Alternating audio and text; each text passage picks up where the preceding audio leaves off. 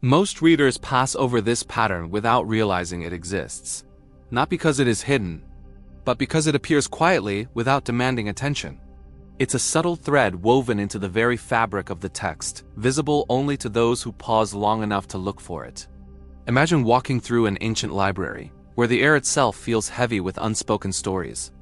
You run your hand along the spines of countless scrolls, each one a universe of its own. The pattern is like a recurring symbol you might notice carved into the shelves, not part of any single book, but connecting the entire collection in a silent, unassuming way. It doesn't shout for recognition or announce its presence with grand declarations. Instead, it surfaces gently, often in the transitional spaces between major events or profound teachings, like a quiet breath taken before a significant word is spoken.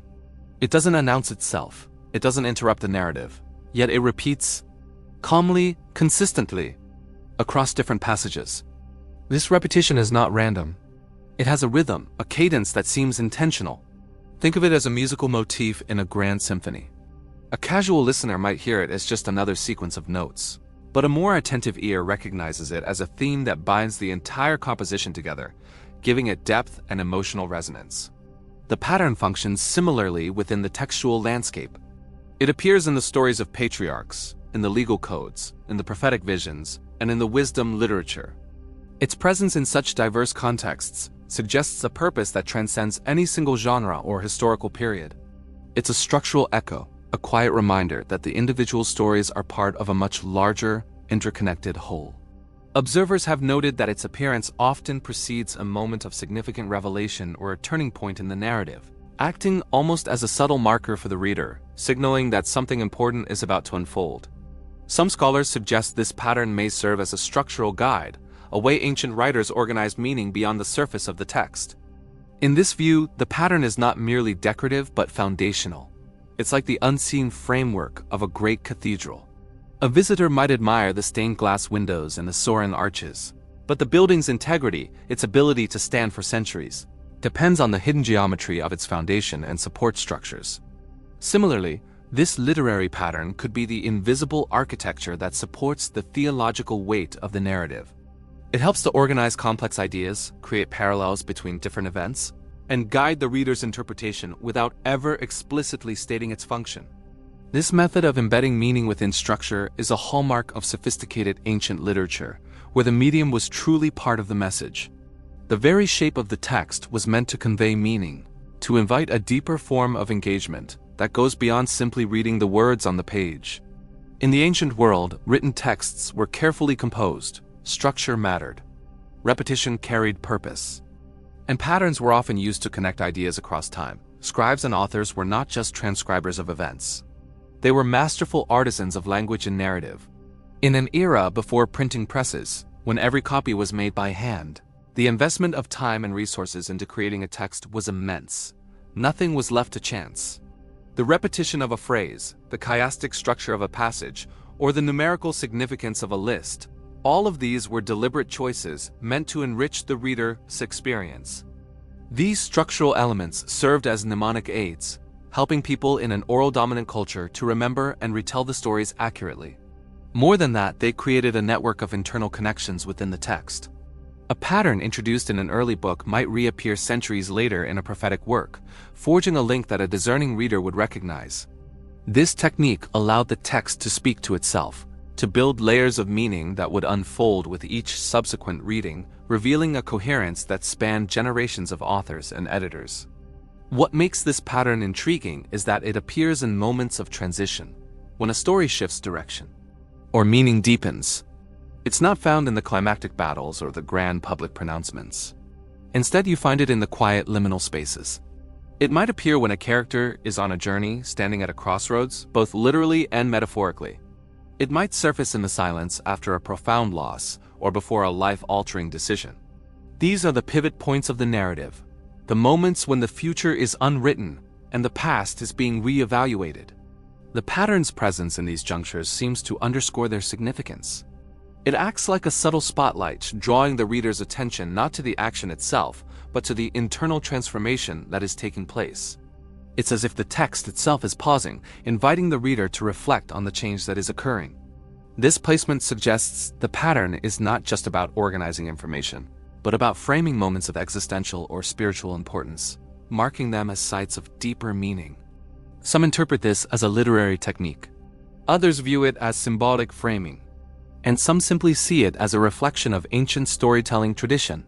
Each of these perspectives offers a valid lens through which to understand the pattern's function. The literary interpretation focuses on the craftsmanship of the authors, seeing the pattern as a sophisticated device for creating narrative cohesion and thematic resonance. It's a tool, like foreshadowing or irony, used to enhance the artistic quality of the work.